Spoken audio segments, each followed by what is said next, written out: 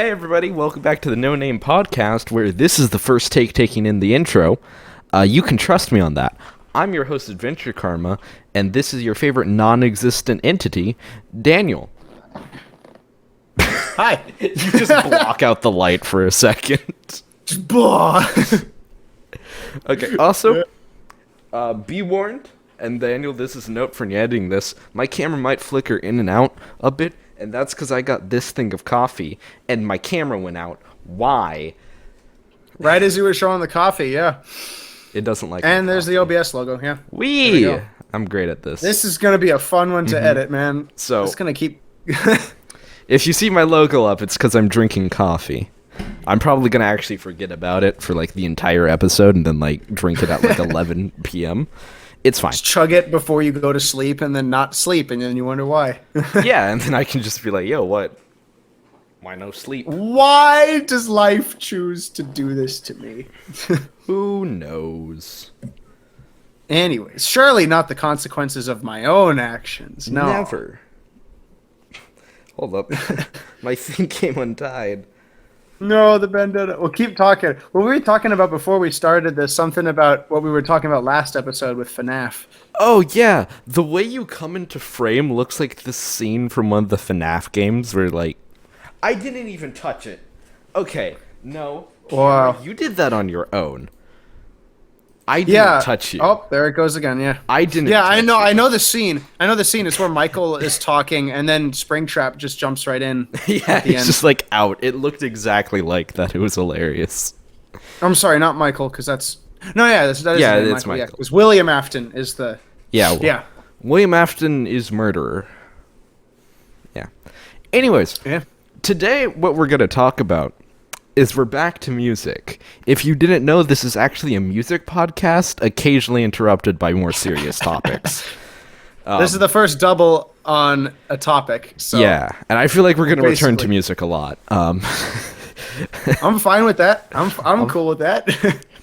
Okay, so basically, this comes about because one day I was driving home from school, and by school, I mean one class, because that's the only school I go to. And I'm sitting in the parking lot with my mom, and we're eating our food because it's late, and I was like, yo, what's a good conversation topic? Because I'm stupid and can't come up with original ideas. And she was like, well, you know what would be interesting is just talking about the way generations, like, experience music. And she brought up this example of, like, whenever... Not when music was first invented. I almost just said when music was first invented, which... No, that was, like... Man, we're going back way back, man. Yeah, no. But, like, whenever radios came out, everyone would, like, gather around the radio and they listened to music, and the music was the focal point. And as time and time progressed, we've kind of lost it, where music has a lot more become something of a background. And not everyone's like this. But for me personally, it's rare that I sit down and just listen to music. Actually, it's rare for me to sit down and just do one thing, period. So I usually have music playing in the background. So even if it's like an album that I want to listen to, it's rare for me to be like, that's not my main focus. It's more playing in the background. So even if it's something that I am focusing on, it's very rare for me to like just sit down and like listen and think about one song. And I found that super interesting because for a lot of the past, you know, the music was the main entertainment. I mean, if you think about even like concerts or stuff like that. They used to be way bigger back in the day. Yeah, and not concerts in our sense, but even like, you know, like orchestra concerts. Like the music is the main entertainment there. You're really sitting down entirely to pay attention to the music. Yeah. Which I always found interesting because it's like, yeah, that's not really how I ever experienced music. It's always kind of been something, I don't say in the background, but it's always something that's paired with something else for me. Yeah. No, I get what you mean. Yeah, and it's also something that me personally, whenever I'm listening to music, I don't like to like sit still either. So that's a bit of a thing. So I also love moving around when I'm doing dancing. And I didn't touch you. I know for a fact I didn't touch you. What are you doing? Hold on one second. It's gonna be a night. It's gonna be a night for him. I'm gonna try and fix this. I think I know what's going on. Shall I talk then? Yeah, go ahead. All right. Well, I mean, it is interesting indeed that you talk about your experience of music like that, because I don't know whether it's because I'm a musician or whether I've just grown up this way, but that was never my experience with music, and that entire perspective on music is exactly the opposite for me. Like, music has never been a background thing, and even if it was meant to be, it's still something that I was just always tuned into.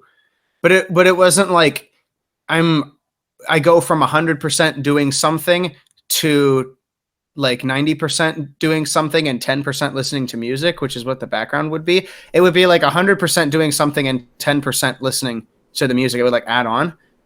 And that just got more and more intense for me, I guess you could say, as I got older and really became a more experienced musician, especially because now it's rare that I don't listen to entire albums on end. Like, if I haven't listened to 5 whole albums during the day, even if they're the ones I've heard a million times, it's like it's not been a good day for me at all. But that's probably just because I'm so into music. And I also just listen to it differently because it's right there all the time.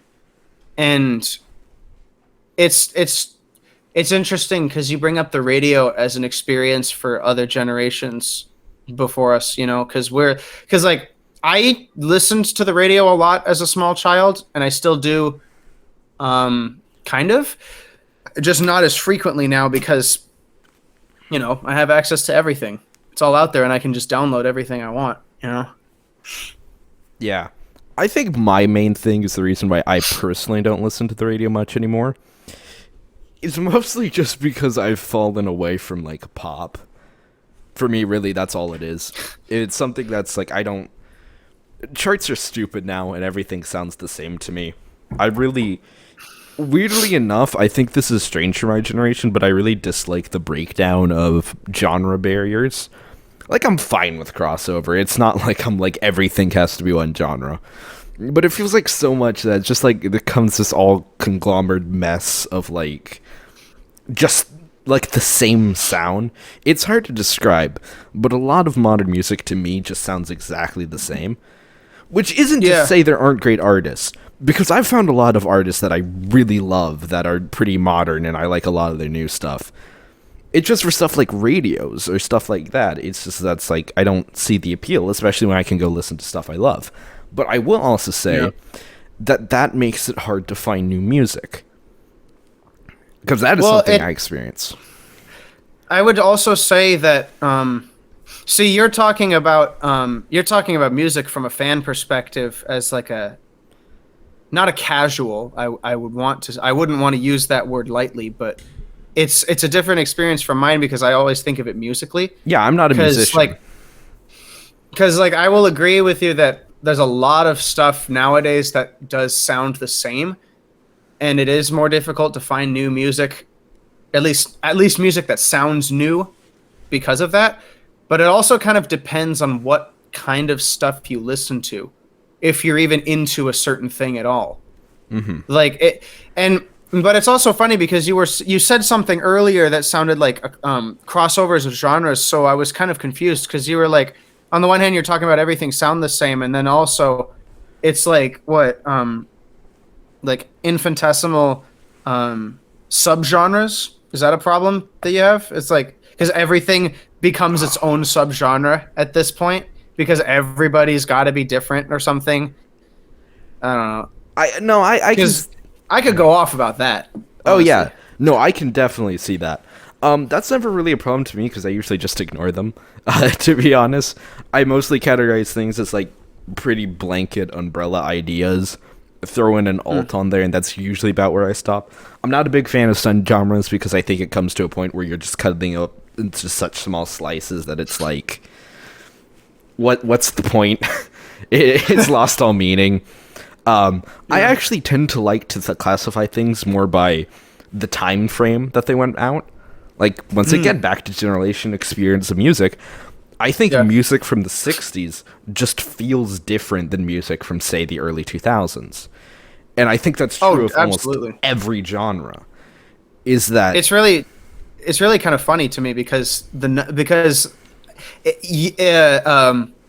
music is very obviously distinctly segmented as far as how it sounds, feels, is composed, is mixed, is everything, for lack of a better way of generalizing it, by decades. And part of me wonders if that's because humans just like numbers so much, and there's all these little meanings that they attribute to numbers, and like, oh, it's a new decade, it's got to be something different, so it all sounds different. Like music from the 50s, honestly, a lot of it sounds similar. A lot of it's written the same. Music from the 60s, kind of the same. But then you enter the 70s and stuff sounds mostly the same, but then it starts to break off and becomes it starts to there's more stuff that breaks away from other stuff, and with each decade it begins to like trail off into like hydra heads of sort. yeah. But then recently, like with what you were saying about how a lot of music today sounds the same, and I will agree in most circles of music, it does depend though.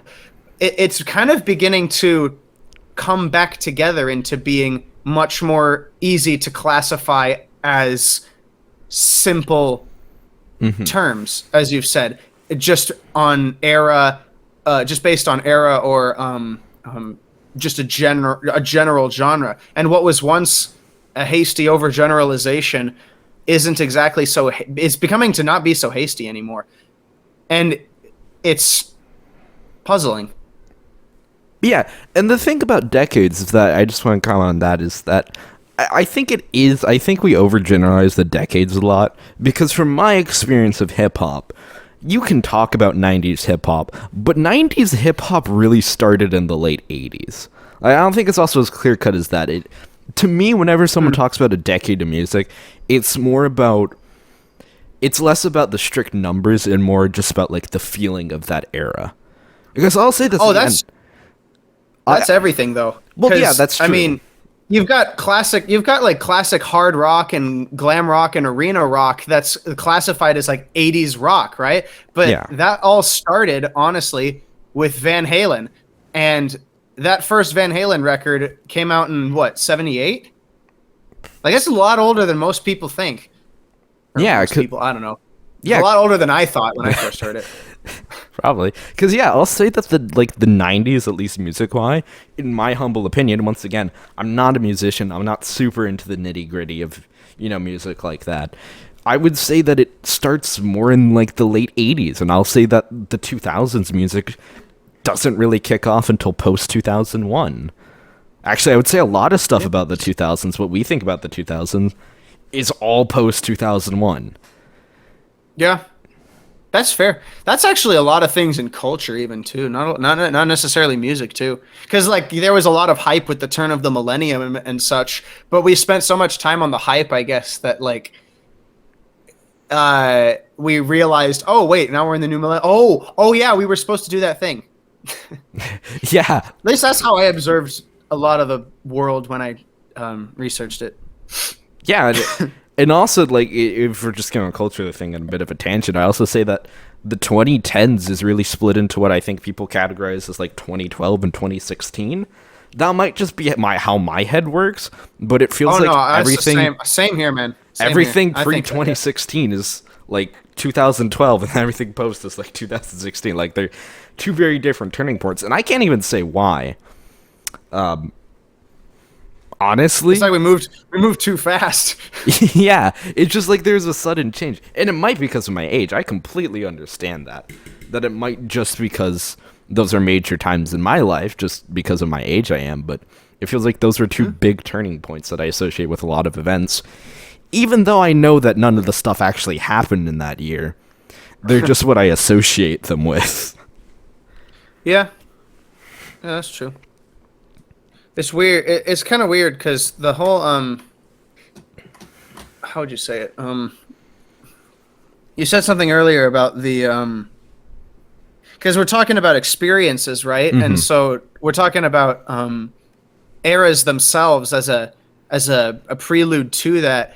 And it's kind of funny because I think in some cases music was written for the mode of experience, you could say, because everything, if I understand correctly, now any like older people watching this, you can call me out on this because we're not that old.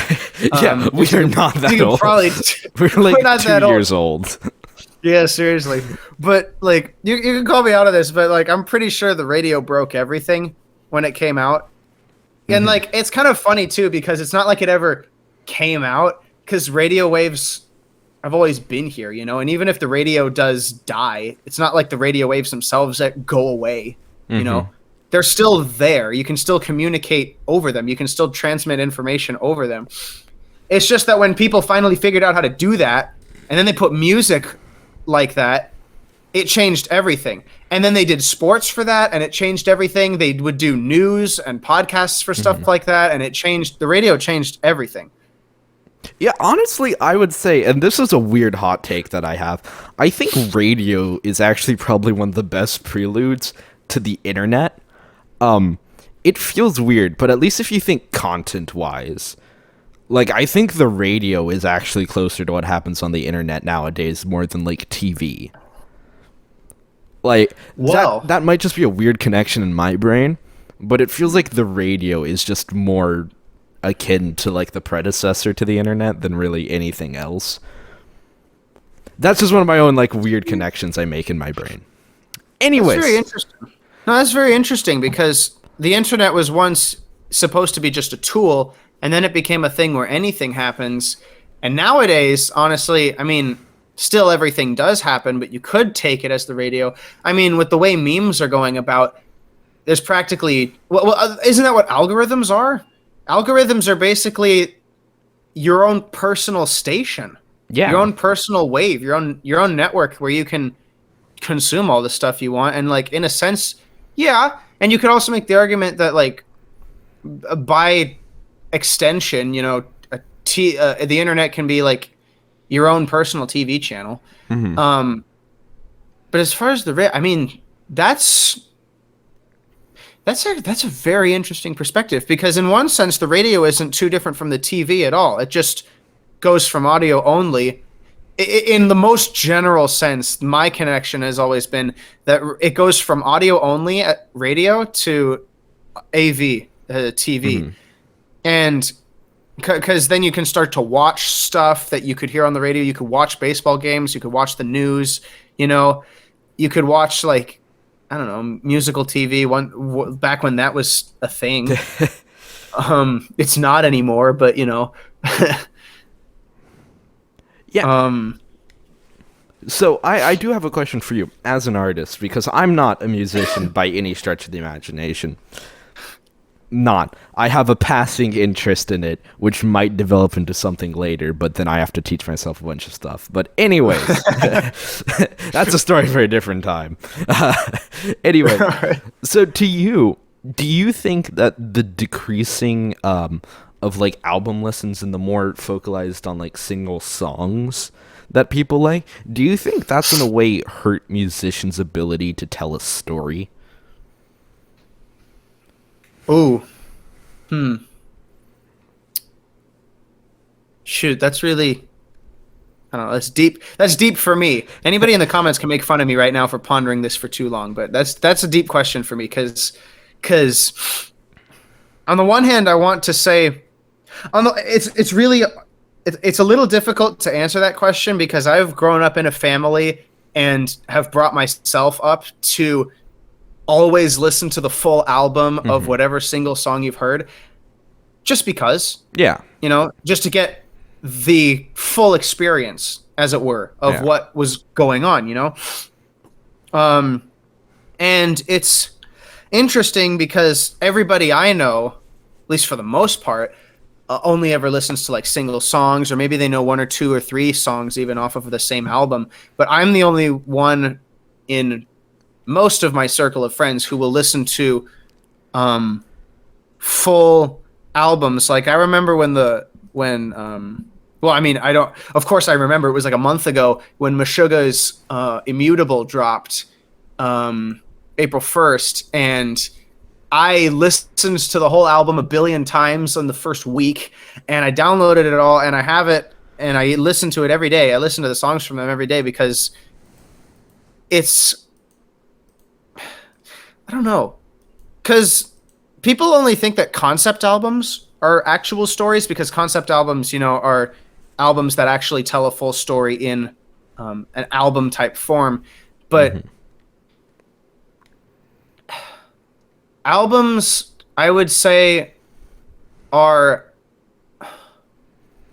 the room, and the single song is just the door or the wall or even the window or any artifact in the room, but the whole album itself is the room.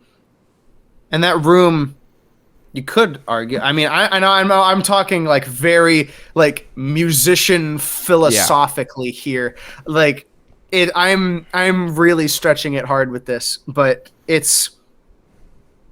would say that kind of, yeah. It kind of does kill. Well, yes and no.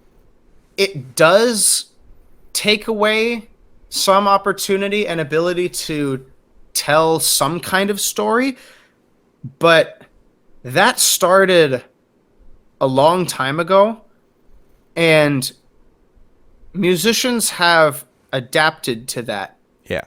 The marketplace has adapted to that. And so, on the one hand, yeah, but on the other hand, it's kind of changed because of that.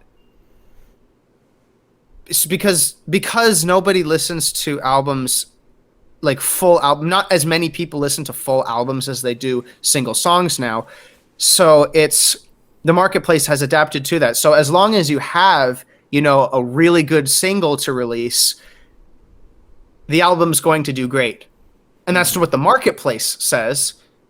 That's what the marketers say. That's what the labels say, because labels still exist somehow. But I don't know. And so like when you hear about albums from people, they're exceptional because somebody somehow made every song a hit single.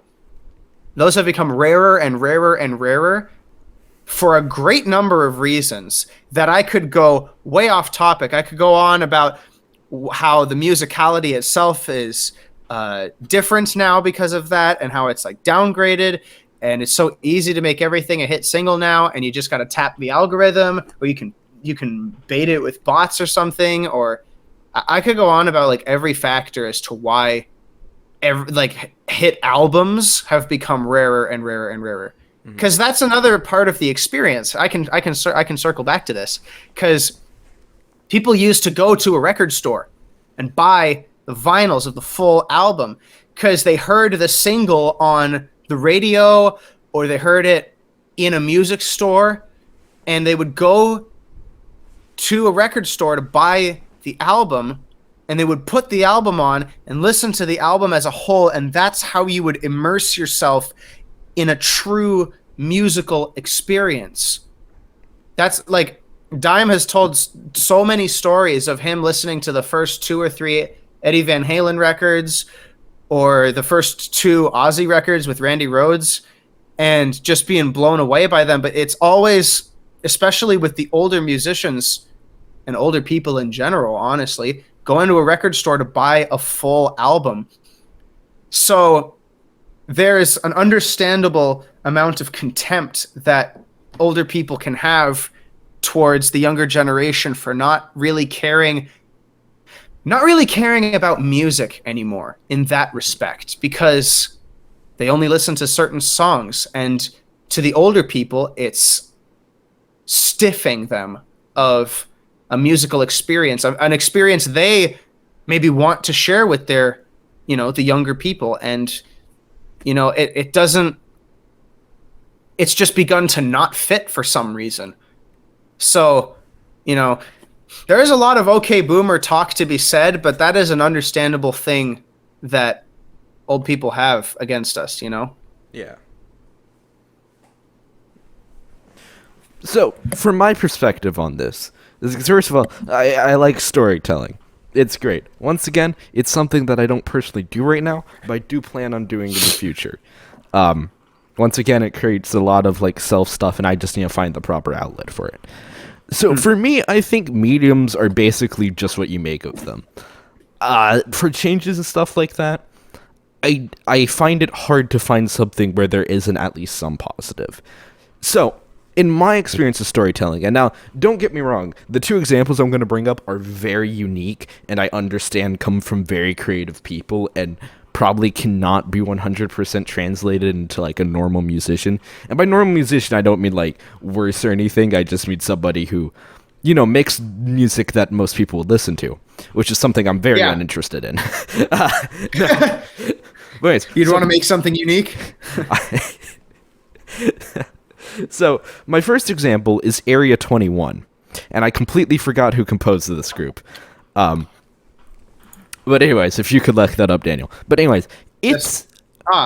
electronic duo. Yeah, basically, if you want to imagine Daft Punk mixed with some hip-hop influence, and just, like... That's the best way I can describe it. Their logo itself is based off of the Alive 2007 album, the Daft Punk stage with the pyramid. Yeah, they are very much... Their logo is literally... Wow. Yeah, they are very much a product of Daft Punk. Anyways, so what's really interesting about them is basically how I found them was through YouTube. And basically both of the examples is just through like what YouTube recommended. So what they did is they basically started off releasing singles with music videos, and they started crafting this narrative about two characters they have. And I think it was about 4 videos, and then they released like an EP album. But the entire thing was that the story was very much focused around characters instead of one streamlined narrative. There was a straight narrative, at least as I understand it. But it very much centered around characters, which basically means that you can listen to the individual songs and dislike other songs, but still get the story they're trying to tell. Because the characters, and basically, I guess, like, to put in the philosophic terms, the philosophy of the characters. This sounds super weird because, once again, this is like a hip-hop bouncy electronica group, so I'd like talk about this all philosophy, and like that's not how it sounds at all. No, I understand 100%, man. Yeah, but so that you could see the characters basically shining through in every song, even if you didn't get the other songs, because the characters were the same and the same general vibe of the songs were the same, despite being very distinct, they were able to accurately tell their story, and it never got stale, because even though they're the same characters, it was very much different aspects of what they were like in the songs. And then now we're talking about how to tell stories with music. That's... In a way, that's kind of that's a bit of like why I wanted to talk about this. And then my second example is a very different band called Rare Americans, which I cannot describe. I genuinely cannot describe the type of music they made. You basically just have to hear it. But anyways, basically what they did is they have individual songs, and it's very highly animated. So that is also a factor. They're from Vancouver. They're not even American. That's pretty funny. Listen, man, I listen to weird music. But anyways, the way they went through it, at least I understand, is instead of doing like albums, they kind of did like phases of what they were. And each phase had a lot of singles, and some of them would link together and other ones wouldn't. But what they're able to do is craft very interesting narratives about a lot of different things, and they didn't rely on an album because they would rely on singles to tell a complete story. Basically, in my opinion, once again, I'm not on these people's minds and I didn't do super in-depth research, so I could be wrong, but as I understand it, is that they were basically able to craft their narrative and the experience of what would be an album through just phases where they released a bunch of singles, some of which would go together, some of which wouldn't, and basically like, all right, here's the phase of our development, here's what we have, we'll move on to the next phase, and then the next phase. And so they were able to kind of circumvent that by just deciding that we're not going to do it in an album style. we're just gonna release things in I guess waves in a way. This is a very interesting concept because I've never heard of this. I've never even heard of this. It's like because I always think of albums themselves as phases in a musician's musical growth, but what you're talking about sounds so much more than this. It's like this is baffling me. Okay, well, I didn't mean to do that because I just listen to weird stuff, so I get a lot of unique things like that. No, this is super interesting because you're introducing me to this new concept now, this new musical concept. I want to get into this now because I want to figure out what it's like. But man, this is interesting. Man. Huh? So phases, but they release a lot of single songs, and I'm assuming they're not that long. Right? No, they're not usually long. I think. Okay. I think there's a few that are a bit longer, but they don't go super long. No. Okay. But I think it's just interesting because like that's the kind of way I see it, is that we have the slow progression. So I'd say our first real instance of like musical experience, this isn't the first experience, this is just the first one that I think is personally relevant to the conversation, is we got like orchestra bands, right? We got that. Like, all right, we go a bit further and, you know, maybe we get into like more dance halls, right? It's like, okay, so you're dancing to it now, and you experience through that. Or you tell a story that can be conveyed through another form of art coupled with the music, or like a ballad or something. You like the Nutcracker, with the ballets and stuff, and it's actually pretty interesting because you bring up storytelling in music, and that in and of itself is a lost art. Just how to tell a story through music. Yeah. Yes, with lyrics too. Even telling stories with lyrics is becoming a lost art because it's become so bland. But telling a story through music, that's an experience that was once very powerful.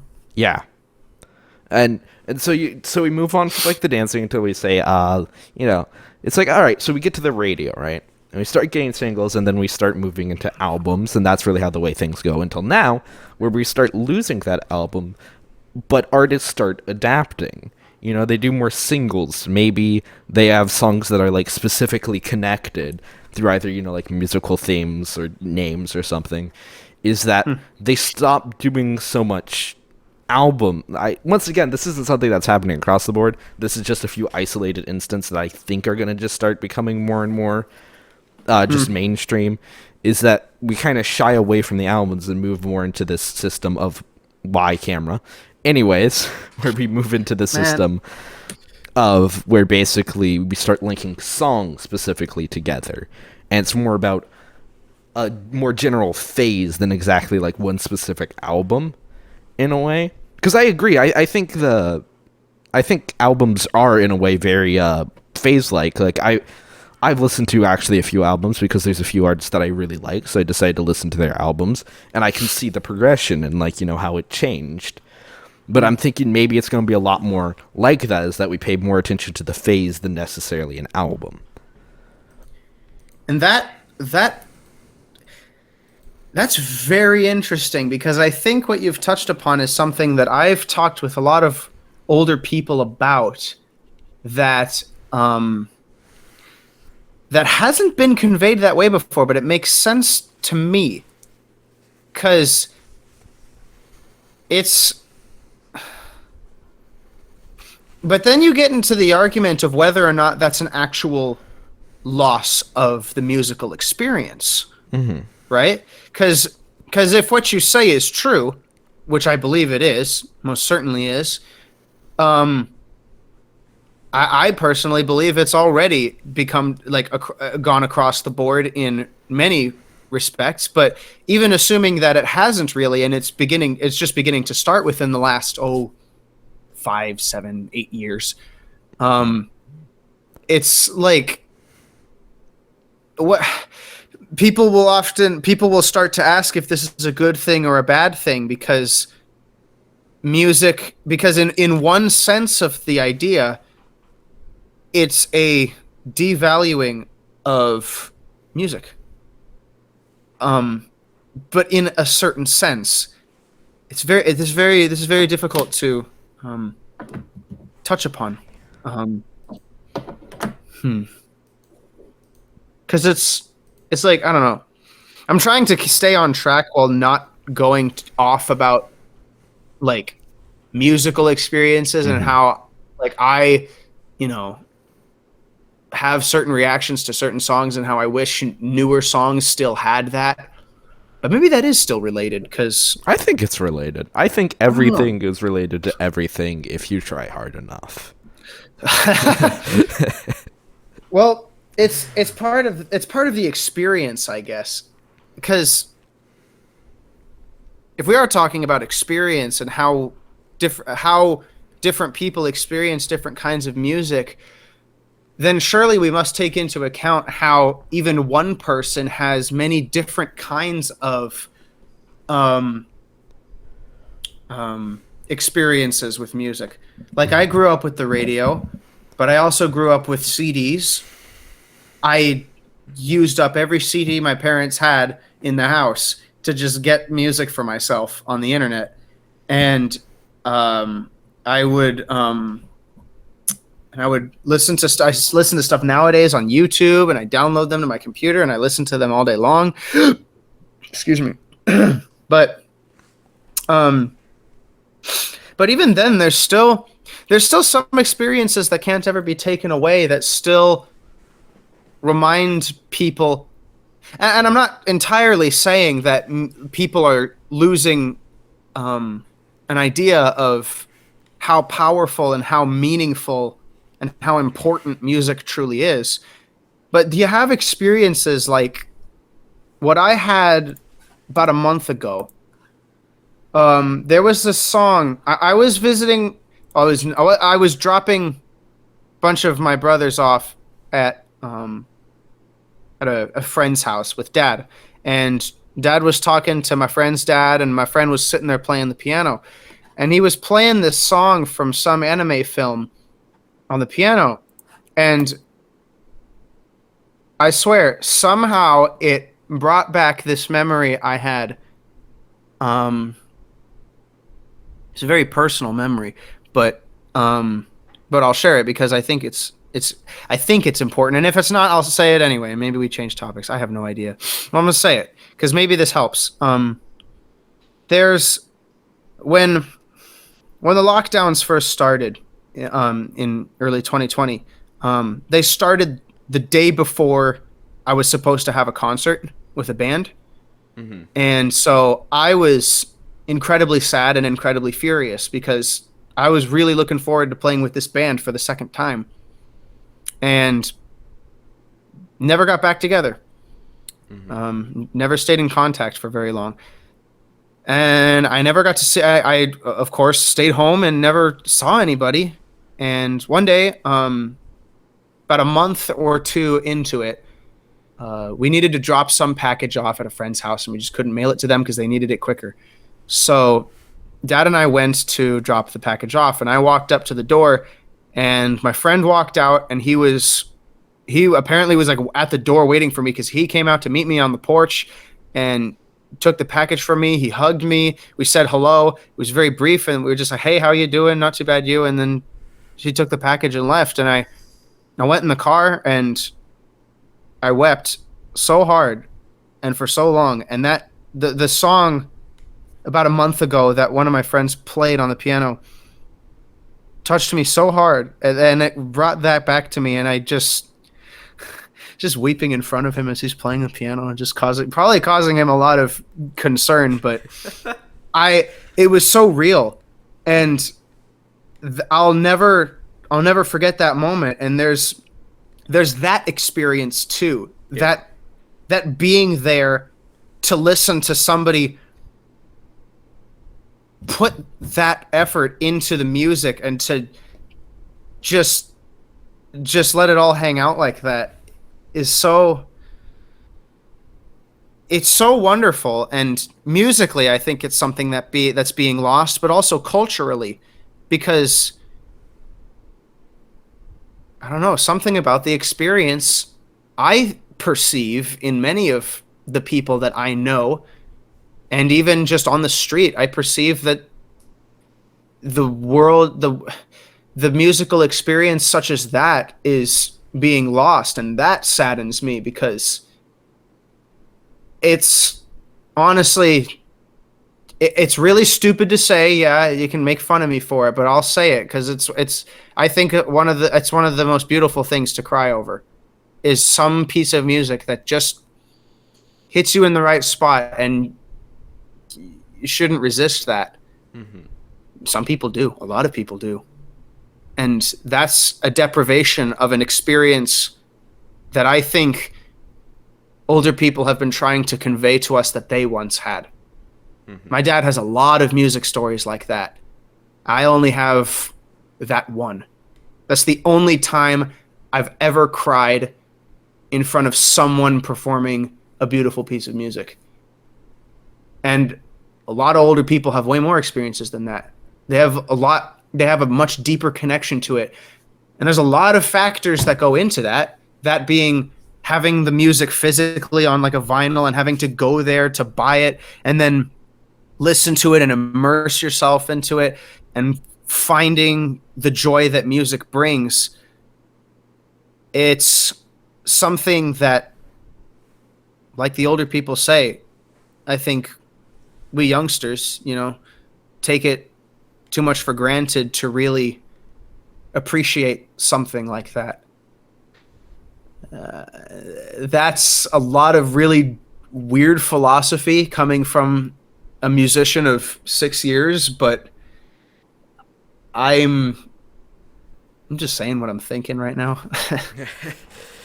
Yeah, I mean, you know what? Philosophy isn't everything, and I'm tired of people pretending it's not, because it is.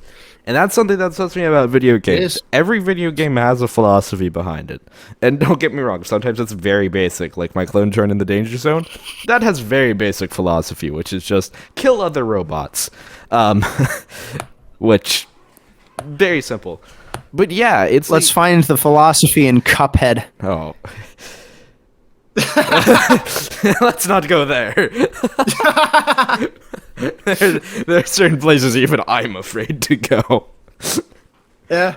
But yeah. Philosophy is everything, but man, can it be scary. Yeah, but man, is it terrible. But yeah, I agree. I think like there's an emotional connection to things that, played live that we don't get. And I'm guilty of this because I don't listen to music live. Because one, concerts just never appealed to me. Lots of people in a loud area. You've just told me two of the worst things ever. So that's just something in general. Spoken like a true introvert, man. Exactly. So that's just something that personally I don't enjoy, and that's entirely personal. But I do have a form of that because Owl City basically has a really deep connection to me, and I will sometimes cry at certain of the songs. Completely because that's so associated with my childhood before one of the biggest moves of my life. And by one of, I mean the biggest move of my life. I don't know why I said one of. But that was completely life-changing for me. So that basically his Ocean Eyes album entirely resonates with me for that time before I moved. So that has a really deep emotional connection to me. Just because I associate so much with that. Yeah, and I've got this song. There's a Daft Punk song that when it came out, because when Daft Punk released their last album, Random Access Memories, that was like Random Access Memories. That was 2013 or 2015. It was one of those 2 years, and it's 2013. Okay. Mm-hmm. So when that was released, my dad would play it in the car all the time. And the song I remember the most is Touch. And that's got to be the most emotional song on the whole album.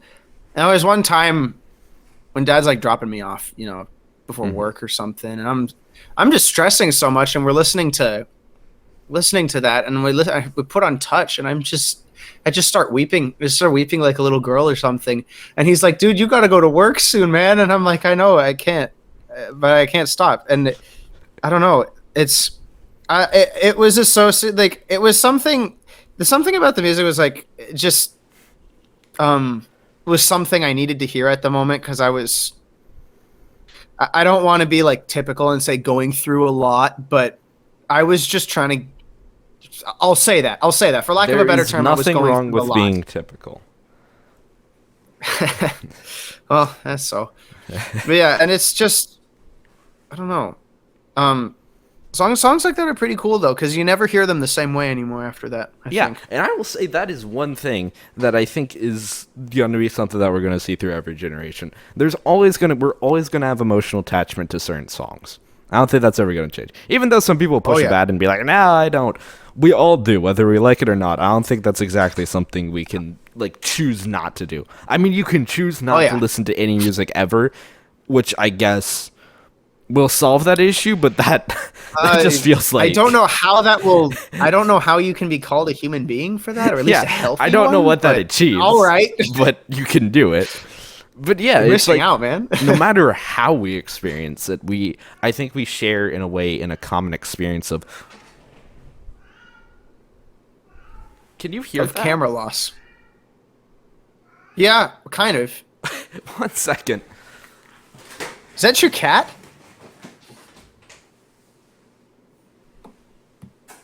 What the heck is going on?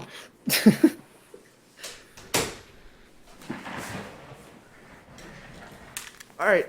Very sorry about that. My cat is yelling very loudly outside my door for unclear reasons. Maybe it's what Kira said. Maybe the cat's horny. I don't know. Maybe. I don't know. Anyways. Anyways, is that no matter if we deny it, and no matter how we experience music, I think we're all going to share in a common experience of, like, just getting attached to music in a way. I think that is one thing that I will say about today's generation that I think maybe not positive, but is like a noticeable difference is that I think a lot more our generation just has a. I think as a whole we're a lot more not in tune. I don't know how to phrase it, but like we're. What do you want, cat? Shut up. That I think we have a lot more of this common experience of like, just getting attached to music. I think in one way or another, almost every person of our generation has some sort of attachment to music. Whether that be like an emotional attachment to a certain song that makes us feel a certain way, whether that be absolutely nerding out about classical music, or whether it just be that associating with like, fun, good times that you can dance to. And in no matter way, I think we're all sharing this common experience of we in some way have gotten emotionally attached to at least some sort of music. And even if you deny it, I think most people today have at least that experience. I don't really know how that relates, but I find it interesting. It's kind of it might relate to what Jordan Peterson once said about music. How he believes that the world is made up of patterns and that music is the most accessible and easily recognizable forms of those patterns, and it's something that somehow transcends everything. Honestly, it's like the highest form of art or something because it pulls that thing that you've described just now, and it's something that I believe too will last through every generation until the world ends. There will always be music, and there will always be something attached to it. Like when I had again going personal, I had a bit of a breakup happen a while ago, and she and I exchanged a bunch of songs because she knows I'm into music and she listens to some very good music, and I couldn't listen to her music, though I wanted to. I knew I couldn't for like a whole 2 weeks afterwards because I was too like down bad about it or something. And then I listened to it, and I remembered the cool times we had, short as it was, but it was very cool. And there's always going to be stuff like that, for sure. There's always stuff that you're going to associate with good times and bad times and middle times, and that's the glory of it. Yeah. And that's stuff that's it's really interesting because in a sense um, despite the old people's um, considerable criticism about our generation for that losing certain modes of the musical experience, which you have just said to me both supports and nullifies that point. Because what, like you've said, it's still there, and the music will always still be there, and there's always going to be stuff that we emotionally attach to something. Even, and it's not, and that's the same for anything. It doesn't even apply to just music. You can apply a smell or a certain shade of color or some picture of some scenery to something. You know, there's familiar auras about stuff that you grow to attach to that memory, and that's really what makes a good childhood, honestly, is being able to absorb as much of that as possible and to make the most meanings through anything. Music especially, I would say, but anything. Yeah. It's like there's certain colors even that remind me of the place where my family members live, where I only get to see them once a year if I'm lucky. And it gets me a bit emotional, man, you know?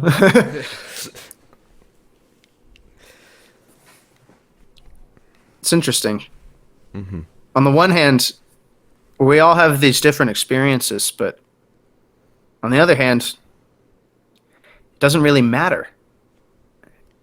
Because it's still there at the end of the day. The stuff to experience is still there, regardless of the mode. Yeah. Yeah, I think that's something interesting, and I think it kind of creates this weird paradox. I don't know if you heard this before, but it's like the saying that it's like everybody is different. So in that way, we're all the same. Like everyone is different, but in of saying that self, you're contradicting it by making a generalization that everyone has. So in a way, it's this weird thing where we each have our own individual experience with music, but we're all kind of combined in the fact that we've had an experience with music. I think that's what binds us together, is that even if we experience it differently, we still experienced it. Even if it is just in different ways. It has to be remembered that, like, we have all experienced it. And I don't know if it's... I don't like saying if things are better or worse than each other. Just in general, that's something that, personally, I don't like to debate about, because I think it usually just comes down to personal opinion. So I think it's something like that we deal with this dilemma of, like, how different people experience music. Is that I'm happy to say that's, like, at least we all experienced it, right? I think at the very least we can start from the point is that I think what a lot of this comes down to is that, like, whether or not, like, it's good or bad that albums are losing their things, it has to be reminded that at least everyone's still experiencing it. And that, you know, I think a lot of the argument just comes down to how you personally think the best way to experience music is. It's hard to describe. That can be a very subjective thing, the best way, you know? Because some people really only want to listen to music live. Yeah. There's also, like, I don't know. There's also different perceptions and judgments based upon the experience, you know? Like, I've shared my music, at least, and I'm not talking about my music, but the music that I enjoy listening to, with so many people, and I've gotten very, very varied, very varied reactions, right? But the vast majority of them, if not all of them, each of the reactions are acceptable because of prior experiences built upon it. Like, I remember when I first introduced Metallica to some Irish girls online, and they could not. They I just could want to not. pause and just I want everybody to understand the beauty of that statement. Yeah, I showed Metallica to some Irish girls online.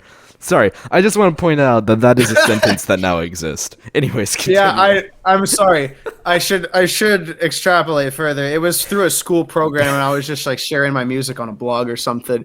And like they didn't, and I remember those girls especially because they were so adamant about how bad it was, and I got really angry when I first heard that because there was stuff that I had formed emotional attachments to now. Mm-hmm. In a sense, like, heck, man, like I went to see a Metallica movie for which I now own the deluxe box set of.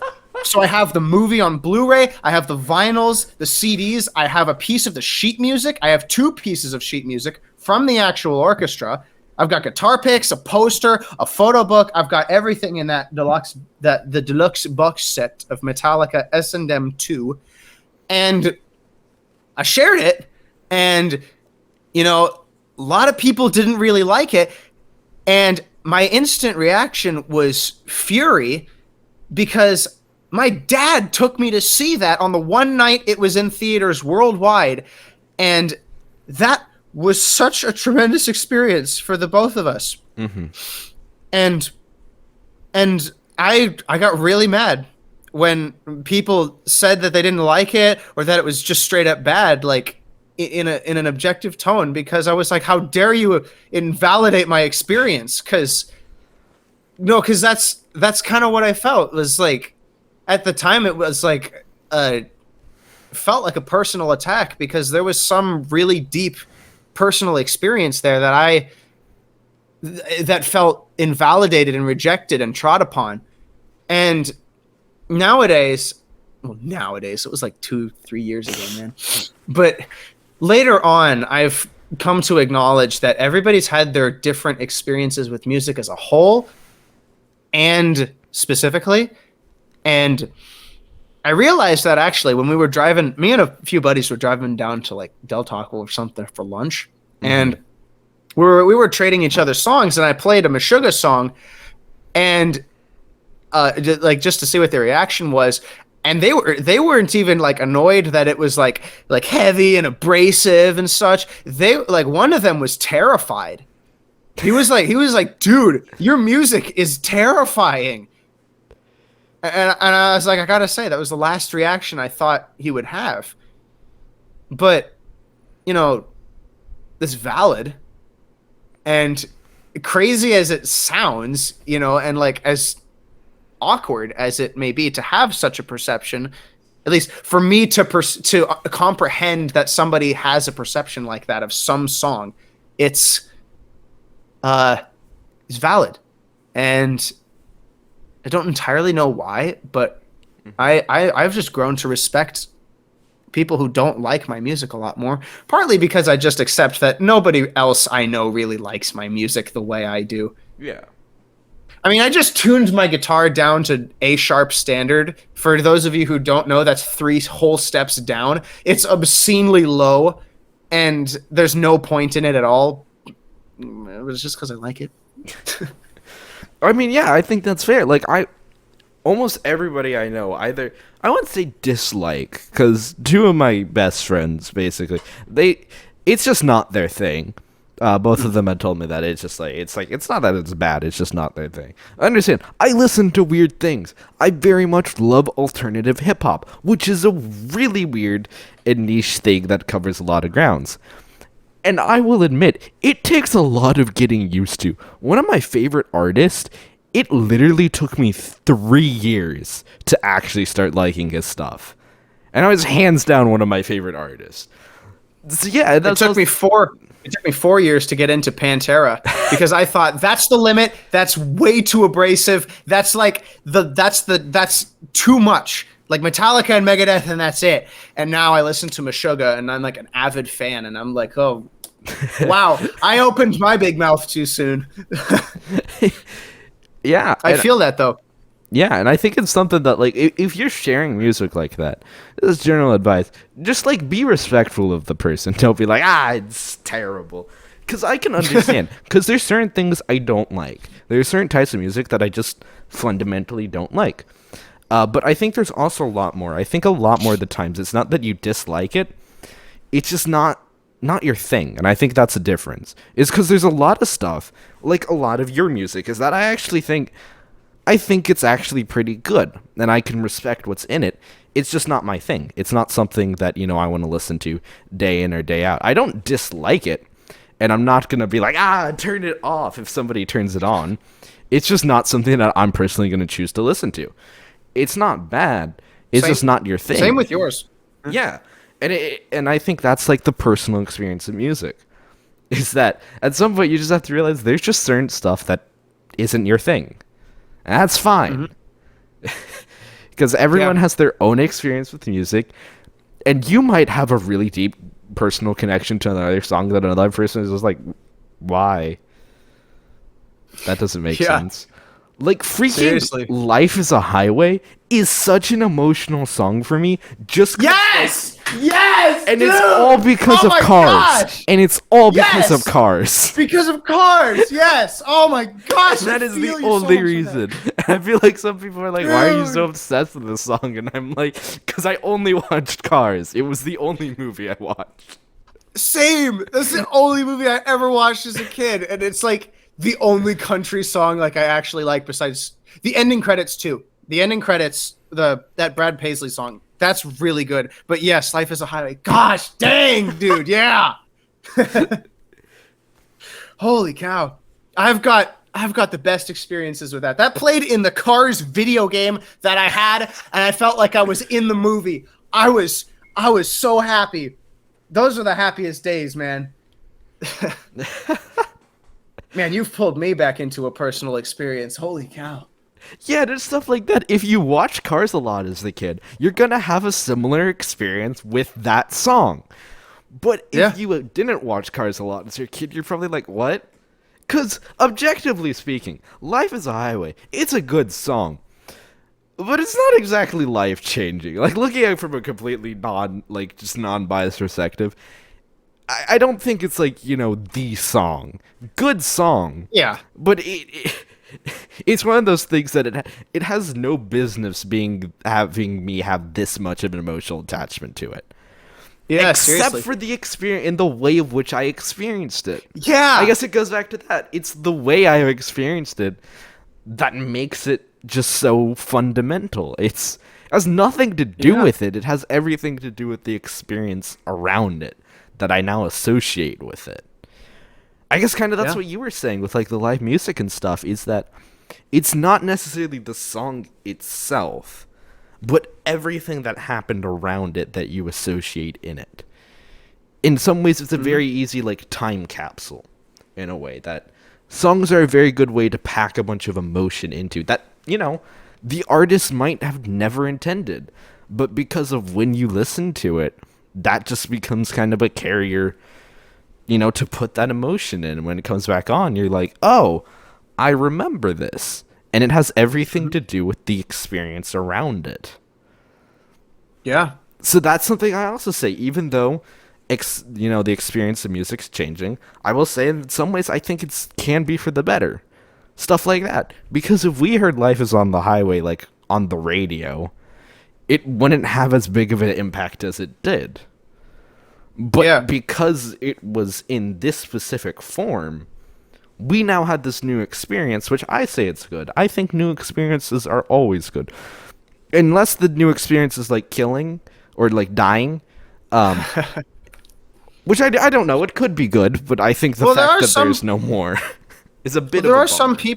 There are some people that I know who can't listen to certain music anymore, or just really, really don't want to, because it reminds them of their experiences and lifestyles when they used to listen to that music all the time.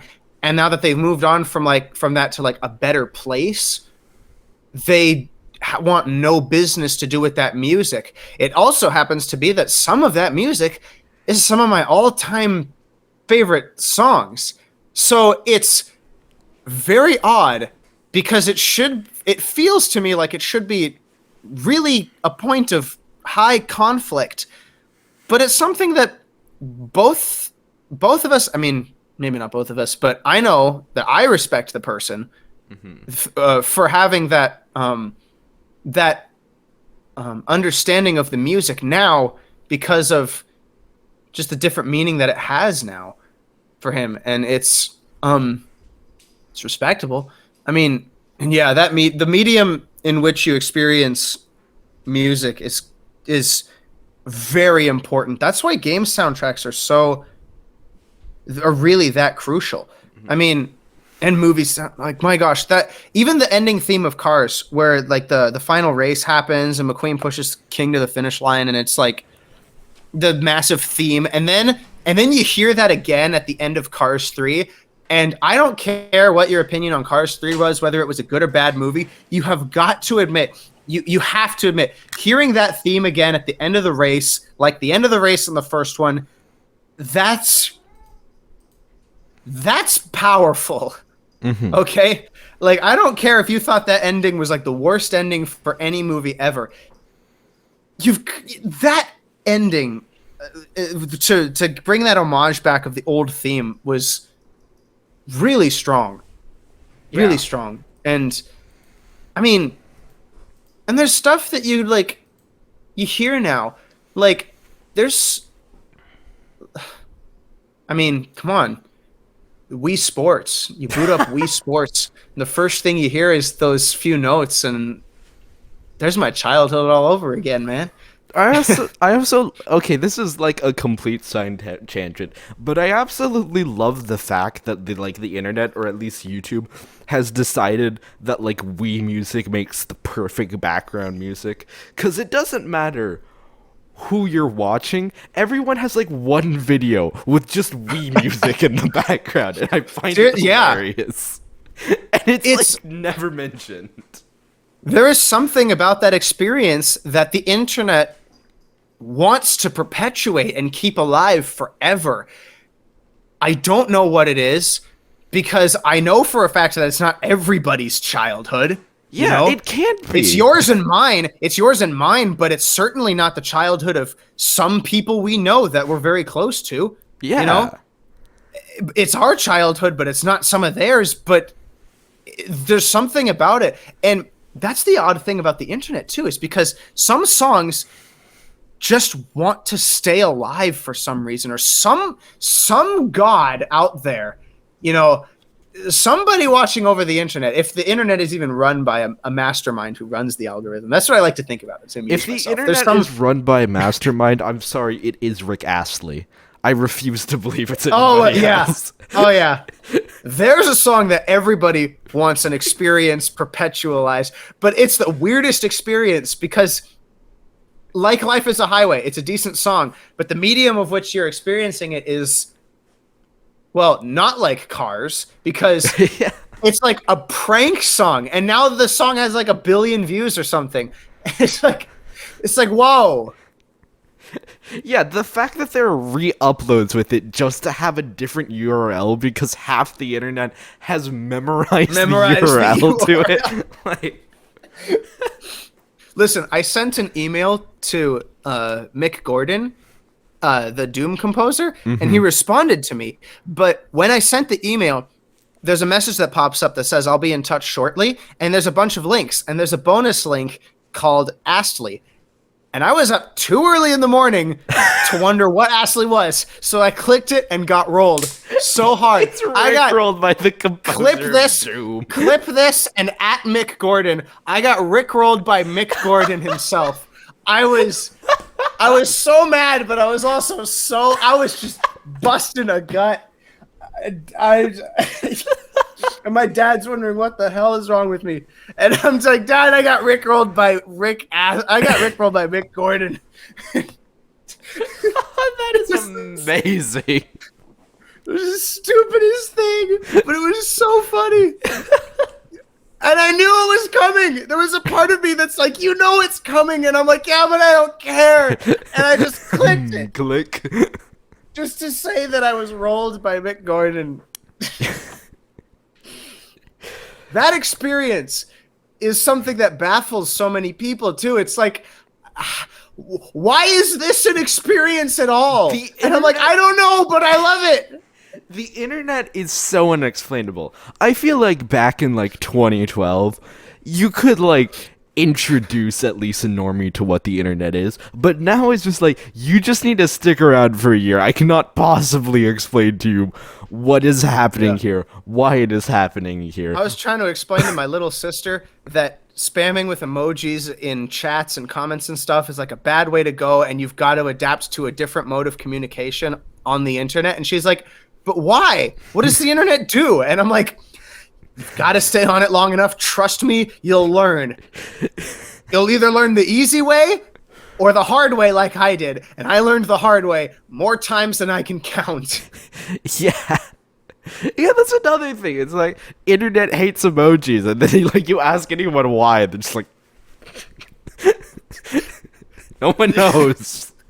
The heck if I know. That's the experience. And we could have a whole conversation about experiences like that, like those non-musical experiences, like just internet shared experiences. experiences are so weird, because it's like there's no reason for all of us to like share the experience of a Rickroll, and yet we do. And like the thing is, somebody wanted to keep that going in like back when that was created, and now look where we are. That's like a staple of the internet community. And I love it because it proves what the internet is. It is anarchy at its purest form, and I love it. It is glorious because everyone has control and no one has control. Exactly. The experiences are just something that, well, there's something that you're gonna remember. You're gonna remember your first hate comment, and you're gonna remember your first Rickroll. Oh, dude, I love my hate comments. I do remember my first hate comment because it doesn't make any sense. Because it was like, nobody's gonna send a hate to bigger YouTubers than you. And I remember that. What? I remember that. We talked about that on the first episode of the podcast. I remember editing that video. It's just so hilarious to me because it's like, I'm a smaller channel. How am I gonna bully a bigger channel? I can't even make money. That's what the reply said too. The reply got more likes than the comment because it was like, dude, this kid's small. What are you doing? Yeah, it's like, I can't even make money off of this. What do you think I'm going to do? I don't know. Somebody had free time, I guess. I don't know. I love haters, honestly. This is completely off topic, but like, I love haters. Oh, They're the funniest people in the world to me. Cause like, I remember my first hate comment because it was from you. And it was a joke, but it was a joke, but it was from you. We don't talk about that. That was your There's something going on. Yeah. Yeah, we don't talk about that. We're good friends now. Never happened, guys. I'm a never great happened. person. No. My first hate comment was to a reply that I on a comment that I made on a Metallica video that actually made it to the top comment of a Metallica video. Dang, bro, nice. And that was my first dose of like internet popularity. I was like, oh my gosh, I'm the top comment of a Metallica live video. I am so cool. Ha! It was weird. Shared experiences. You said something about shared experiences though, and like, yeah, I don't know why the Rickroll has to be a shared experience. Everybody's gotten Rickrolled in their life somehow. At least now. Like, I can't wait for the day when my little brother gets his first Rickroll, and he's gonna be like, Daniel, I just got Rickrolled. What does that mean? And I'm gonna be like, son. I see you. And then he's like, I'm your trap. brother, not your son. And I'm like, son. No. Shared experiences. It's stuff like this though. Like even about something as stupid as a Rickroll. Like you've got to admit, there's some. Call it stupid, but there's some kind of level of I don't know. I want to call it joy, but there's something transcendent about sharing an experience like that on such a level, as dumb as that experience is. But if we can pull it back to musical experiences, it's like you bring up life as a highway and I go off like that. You know, that's joy to me. That was an experience of joy, because you have this experience that I can recall from as early as age 4, and that's something to treasure, man. Mm-hmm.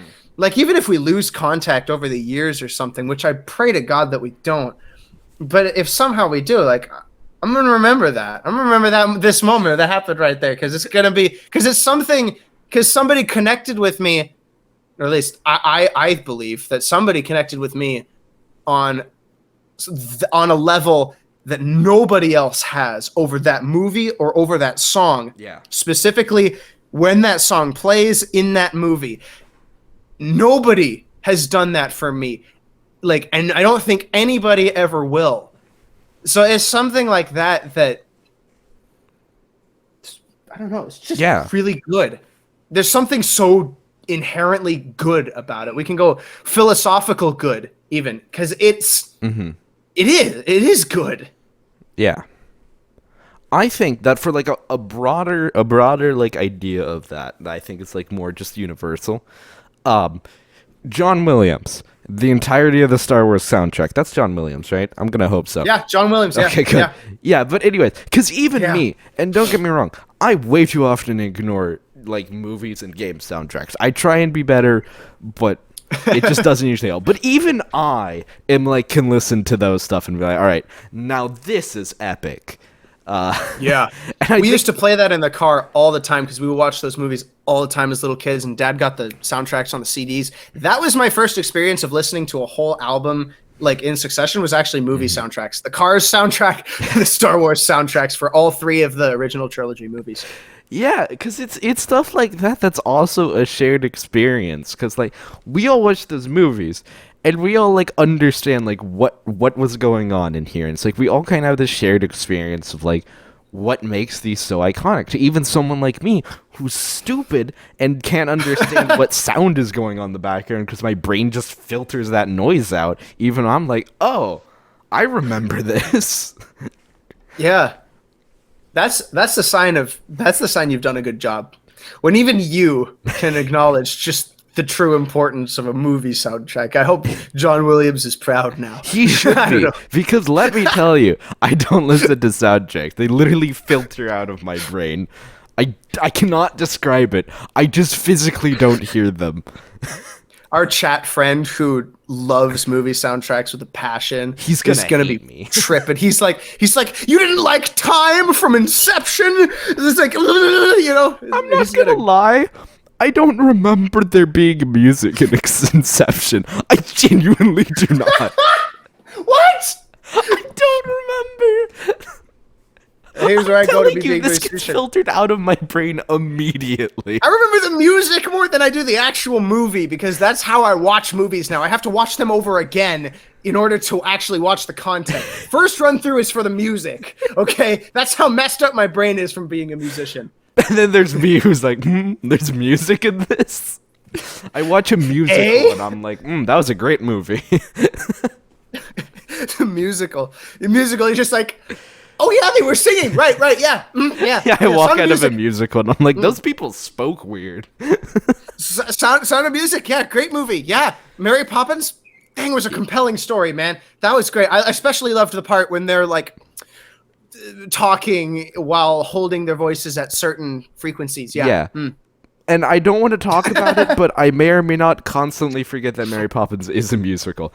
I'm not kidding. I genuinely forget it's a musical. It surprises me every single time I watch it. Who are you, brah? I'm like, oh, all right, music. That's in here. Oh my gosh. This is how dumb I am. If my mom ever sees that part of it, she's going to be mortified, dude. Sound of Music and Mary Poppins are her favorite, man. You guys don't believe me when I say my brain is stupid. It is. It just comes out. No, we believe you. No, we believe you. We're just like, lol. And then I experience this and I'm like, oh my gosh, he isn't a human being after all. Yeah, you guys are like, you can't be that bad. And like 2 minutes later, you're like, it is that bad. Oh no, this is worse than we thought. Oh, no. It's beyond redeemable. We should make this a national matter. Man doesn't understand music as in movies. There could be a musical out there where it's just all music and all singing. You could watch a ballet at this point and just think that they're just prancing around to nothing at this point. You're gonna watch Nutcracker or something and be like, that was a high jump. Yeah. I love the acrobatics team. Yeah. And the music, you're just like, I mean, there was that flute, but like, yeah. He's like, we don't talk about that. Yeah, we don't talk about the music. I don't even know what music is. I've just been pretending this entire time. This was his topic, and he's just been faking it the whole time. Yeah, this is a class act right here. Exactly. But I'm an amazing actor. I pretend to know what things are. Aren't you supposed to be in a musical? No, I have never been in. No, that's a lie. Actually, I have been in one musical when I was like 8, and I didn't sing. Well, no, I actually did sing in one part. I forgot about that. You had to hit one note. Yeah. That's not even like a joke. If you like the Monkeys theme song, I sung a part of that. It wasn't. Wait, very what? hard. What theme song? The Monkeys. The Monkeys theme song. I'm not sure I know this. I didn't know it either. My parents have tried to describe to me what the show is and try to make me watch it like 9 times, and I'm like, is this what an acid trip is like? Honestly, that's how I feel about 8 years old and like, yeah, this is what people are on weed. Okay, like. Listen, everything from like the mid 80s and earlier, like I just look at it and I'm like, I assume this is what's being on drugs is like. Like I don't understand. None of it makes sense to me. And that's the part of the experience that we'll never get, because the 80s were a time with very specific things that only specific people experienced, and the rest of us either love it for its outlandishness or hate it for its outlandishness. Yeah, I love it for its outlandishness because big hair and color. You know, I loved it. It was the era of like where all the great music came from, and everything else, it's so outlandish. Yes, it's stupid, but I love it. And then I'm out here looking at the 80s just like, this is why you don't do cocaine, kids. Meantime, these people, no, they were actually sane. And then you learn that and you're like, ugh. Now I want to see them on cocaine. Maybe we have progressed as a society after all. No, we haven't, but maybe we have. No. It's just the thought that maybe we did, and then you remember, oh, no. Yeah. It's just a flashback to the internet and just like, no. Goes back to our Rickroll conversation. No. Yeah, no, haven't progressed at all. No. No progression. Nothing at all. Yeah, we got to get this wrapping up soon. Any final thoughts? There were quite a few places where I thought it was going to be final thoughts, and then we just kept it going. So that's what a podcast is all about: bluffing it until you reach the 1.5-hour mark. Joe Rogan would be proud. I'm sure Joe Rogan should be very proud of me. Joe Rogan, you better be proud of me. Alex Jones, I don't actually know what you do, so I'm gonna pretend like you're a podcast. I'm pretty sure you're not, but I'm gonna say that you are. Alex Jones, be proud of me. Every podcaster on planet Earth be proud of this guy. This thing was his idea, man. Yeah, I am a bit scared to admit that for a long time I genuinely didn't know the difference between Alex Jones and Joe Rogan. I genuinely thought they were the same person for a while. I would just hear names as a child and be like, huh? I just like made people the same people, like Alex Jones, Joe Rogan. Yeah, those are close enough. Joe Jones. It's just like the Joe Rogan podcast, but like every 3 seconds he just starts spitting nonsense at his. Because he smokes weed half the time, yeah. Imagine like going on to Joe Rogan and then he's just like, so how many people have you killed? It goes off the rails instantly. So you've been to prison how many times? And then there's this like tattooed guy. He's just like, I've been to 27 times. And he's like, damn, boy. We're making fun of guys that could crush our skulls. Oh 'cause they're yeah, so no. big. This is They the can't great find thing. us though. I will talk so much crap on the internet, and I'm not one of those people who pretends to be tough about it. If you meet me in real life, you could deck me across the face, and I will just pass out. I won't knock out. I'll just pass out. Like, if you You'll try and throw fight this me in kid. real life, I will die. No, it's probably the same for me too. Because I try to act tough, but I'm just a bunch of skin and bones, honestly. And it's just you grab me by the neck or something, and you're big enough, man. You're gonna throw me. It's the same. It's like most people are like act tough on the internet. Like, yeah, you could take you in real fight, and then I'm just like, I will die. It'd be That's funny the thing, though. Trolls, the true trolls acknowledge voice crack. Whoa, true trolls acknowledge that like they're not tough. They're just trolls. They're just trolls, and you could fight them, but they're just trolls.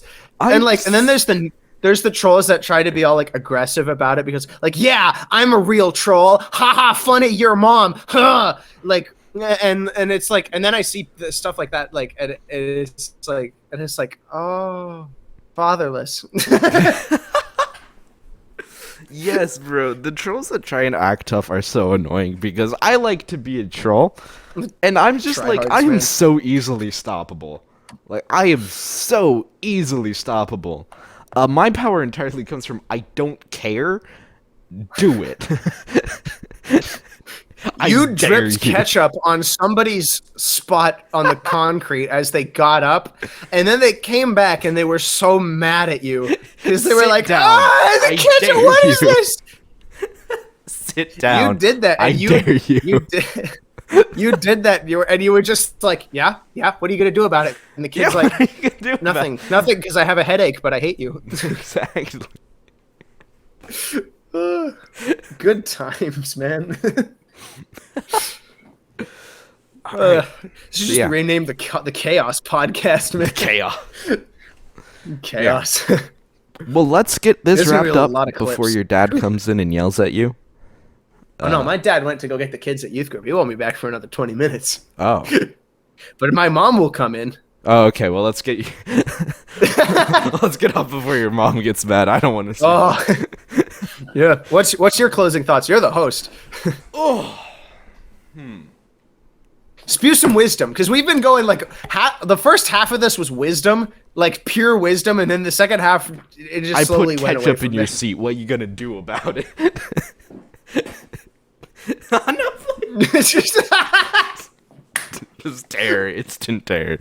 I'll assert dominance. That's what. All right. So here's my word of advice. I'm gonna talk to you musicians. All right. Reminder: I'm not a musician, so my qualifications for talking about this is literally nothing. Please don't listen to me. So as the And yet you change, had like half the wisdom, so like I don't know. You're pretty qualified, man. You articulated it very well. Let me just say, thank you. musician to non-musician. How about that? All right, fair enough. So, the experience of how people are going to experience your music is going to change. Like it or not, you don't really have control over how people are going to experience your music. That's out of your hands. But what you can do as time goes on and people like understand stuff in different ways and experience it differently, just try and adapt, you know? It's like maybe you can't do that album long series where you walk through a very meticulous path of, your life. Can't do that anymore. All right. So create a character who can embody all of that and you can put it into songs. So even if the people aren't going to get that full experience walking through that album, they can get at least the essence of it. Like how you feel. Basically what I'm saying is adapt. Figure out ways to make it new and keep it up with the trends. Because even if it's not what you want to do, I think that putting pressure on like creativity really does make it shine. I'm one of those people who say that like restrictiveness does create creativity. So if you're struggling and you think that's like, I can't do what I want to because nobody listens to music like that, I dare you to make them listen to it like that. Force them onto your playing field through the medium that they are used to. And if you want to make an album that walks you through step by step how you're feeling, do it.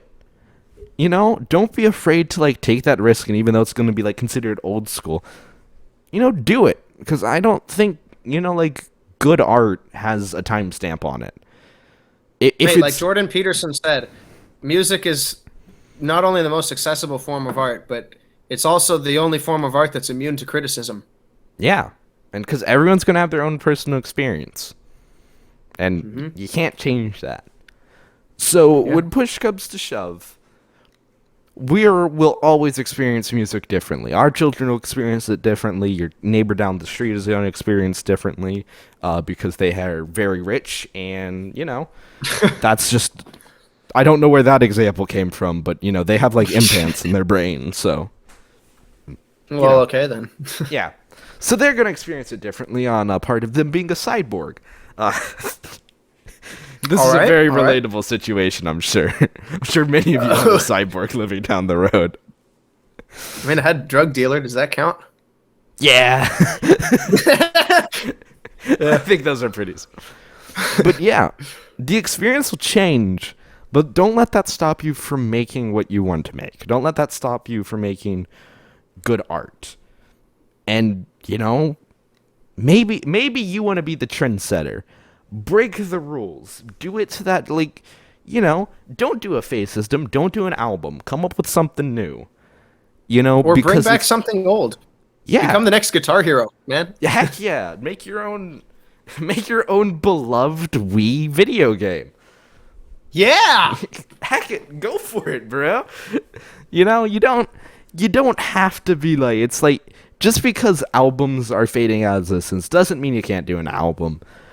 And just, I don't know, it's hard to describe, but basically I just say is that even though these experiences will always be different between generations, go for it. I mean, heck, if people don't like it, they don't like it. Frick them, Yeah. And if somehow those stupid online Irish girls are still watching this, Mozart is still not the best. Heck you! That's just your experience. Mozart is not the best. You know what? Here, I'll debunk the entire thing. You know what? Mozart isn't the best musician because Mozart can't spit bars. Conversation over. All right. We don't even know what he sounded like, bro. How you gonna tell me the best musician? He like teleports from the grave to like drop a diss track on me. Great. So now that's what I have to do. I have to make one, like, I just have to make one song that has bars in it or something to be like a true musician. You need to make me go bars once, and then you can be the greatest musician ever. All right. I have very low qualifications, but also oddly specific ones. I just hope your standard for bars is as low as your Oh, don't worry. qualifications. That is a very low bar. Oh, man. Remember, I can't hear music, so I just kind of have to guess when people are actually singing. And country is still crap. Yes, I will agree with that one. Country, gross. And to all you people who like country. Christian music, gross. Yes. I freaking hate God music. Bro, you out here trying to praise your Lord and Savior with music? Nah, bro. Cringe. Cringe.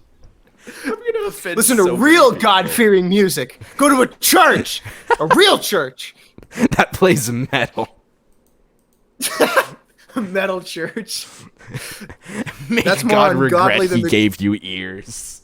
Oh, that's more ungodly than the Christian music itself. If there was a mass that was written in the style of Meshuggah, like if I did that, honestly, I'd be excommunicated. Just screaming. I swear I would. Okay, at that point, I'm not gonna lie. I'm pretty sure, like, heavy, like, super heavy death metal mixed with Latin will summon it. Hallelujah!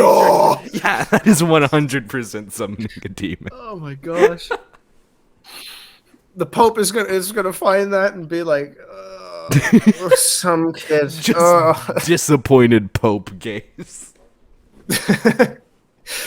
The the Lord be looking down on me like, I gave you the gift to write music, and this is what you've done with it. You know what? I do have one closing thought, and this is my thought. I hope everybody realizes one day we're gonna get a pope that's gonna get memed. We're gonna get a pope that has like super funny facial expressions, and he's gonna become a meme. And I just want everyone to be aware that that will happen at some point, and have to live with the fact that we're gonna turn like. In one sense, that kind of has already happened. You could do that, but it's never gone very large scale. One day we will have a large scale memed up pope, and then it'll be a good day to be a Catholic. I just want everyone to have to live with the knowledge that that's gonna happen. All right. Well, thank you for joining me, bro. Thanks for having me, man. You're welcome. Yeah. It's been a good time, as always. Yeah, it's been a great time. And before we leave, I just want to tell the audience, I did forget about the coffee. You did forget about it after all. And I will be chugging this as soon as I leave here, so. Chug it right now for the content. Just turn around, take off your mask, and just chug it. off. Yeah. No, turn it off. Don't I turn your didn't mean to camera turn it off. off. 1 second. Just. The process of turning around killed it. Here, I'm gonna move away. You turned your chair. Here we go. All right, come on. I turned off again. Man, never mind. You'll have to chug it off camera. Hold up. Jeez. Oh, this is way too big. You can't chug stale coffee.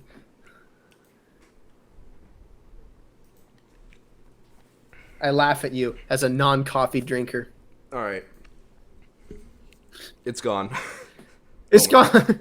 It's gone. I chugged it. It's gone. He did indeed chug the coffee. As he said he would. Yeah, what you guys can't see is that there's a pile of coffee on the ground.